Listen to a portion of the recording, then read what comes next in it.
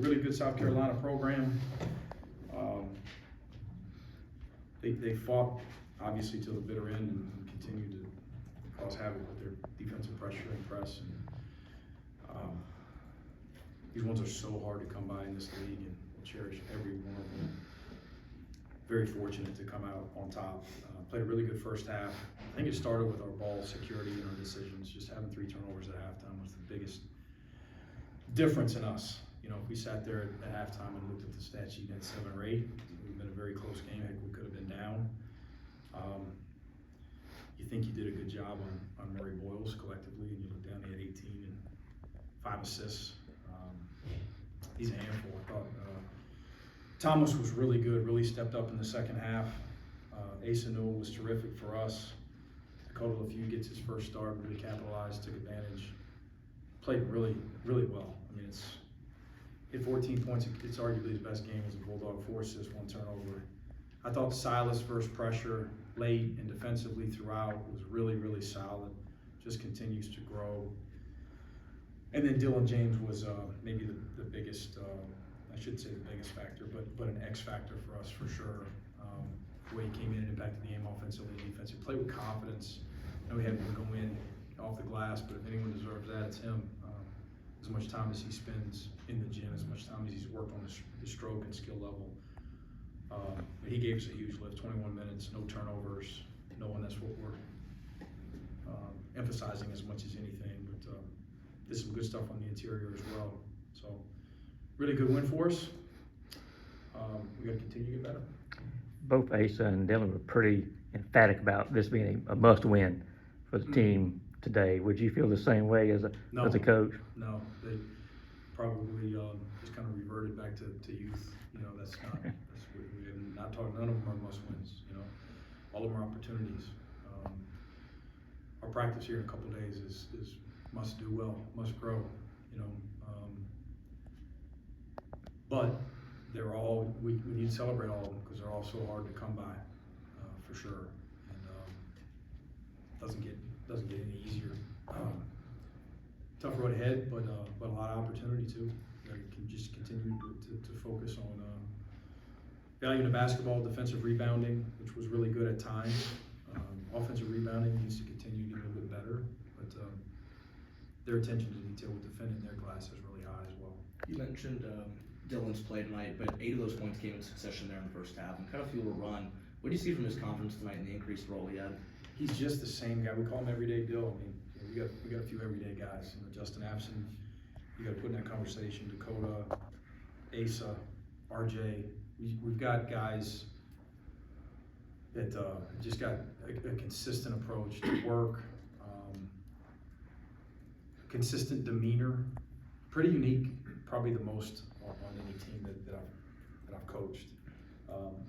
Obviously, we've got a ways to go, but to have 4, 5, 6 guys that you know are going to be the same every day with their approach to practice, and none of them have a better approach or a better consistency than Dylan. He's either first or tied for first with a few other guys. So it's not surprising. I mean, the way he finished last season in the NIT run just got better and better, and he's had opportunities not given to him here in some of these SEC games. And you know how that is as a coach and as a staff. We'll continue to reevaluate that because he just continues to do positive things for us. He's also one of these guys that's you know, he's more switchable defensively for us. Offensively, he's more of a versatile guy. You know, he's the only guy on the team we have him playing multiple positions every day, and he embraces that. And so it's a luxury to have. Played really well.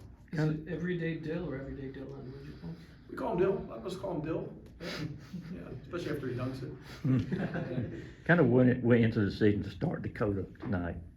What went into it? Yeah. Mm-hmm. Just to change it up a little bit.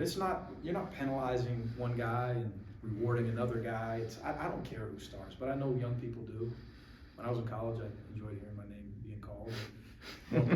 More important to me was winning and trying to get to a tournament, winning a big game.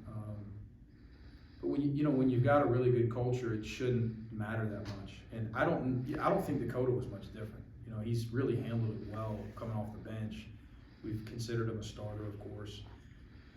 What went into it, I don't wanna dodge your question. Mhm. Trying to jumpstart him and jumpstart Tyron at the same time. Trying to get Tyron on the ball a little bit more and Dakota off the ball a little bit more, just changing our rotations and how those first couple substitutions would go. It was that simple. Let's see if both of them will play better, you know, if we just flip-flop them here against South Carolina.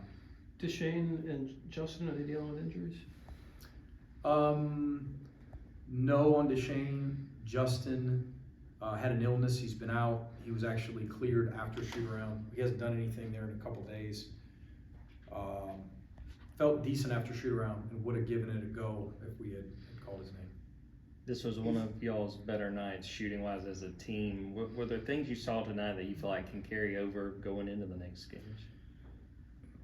We shot with more confidence. We didn't have great ball movement. It's hard to do with those guys with the ball pressure and the extension. And we didn't get a ton of paint touches off of ball screens or dribble penetration. We got some paint touches off of post ups and hitting our bigs in the middle of the court at times, which led to some kick out threes. But we also had some transition threes. The one late with Blue, I hope that we can ride some momentum with that one. We're being pressed. Made some good decisions, simple plays, pitch ahead, shot with confidence, and that's what you got to do in this league. You know, you make or miss. You know, miss 3 in a row, shoot it again. We want an A shot. If you got an A shot, you can't worry about whether it's going to go in or not. You know, SEC shooters, just let it fly. You mentioned confidence. Asa said a couple times in the back here that Yep. he feels like he was getting their swagger back. Did you see that today, and can you take that back on the road now? You know, it was a home game where we made shots. I thought we played with a decent amount of swagger, but I think we have at times, even in the past 4 as well. But yeah, that's an area that we've got to continue to improve upon for sure. You know, especially with these, we've got a young team, and we also don't have a bunch of guys that have experienced winning experience at this level. Made a couple of those last few games interesting, of course. Just didn't do enough. Played with more confidence tonight. It's easier said than done to do that on the road, but we'll talk about it. We'll continue to challenge our guys to. You don't play with confidence, especially on the road in this league. It's just it's hard. It's hard to score. What'd you think of Dakota's behind the back pass there to Asa? That was one of those no, great pass.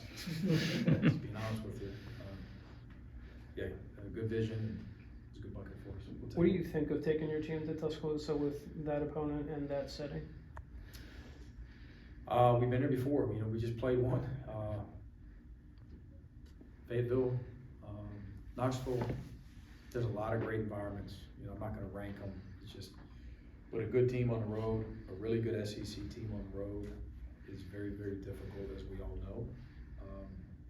But we'll prepare, and we'll be excited about the opportunity to see how well we can play against one of the best teams in the country.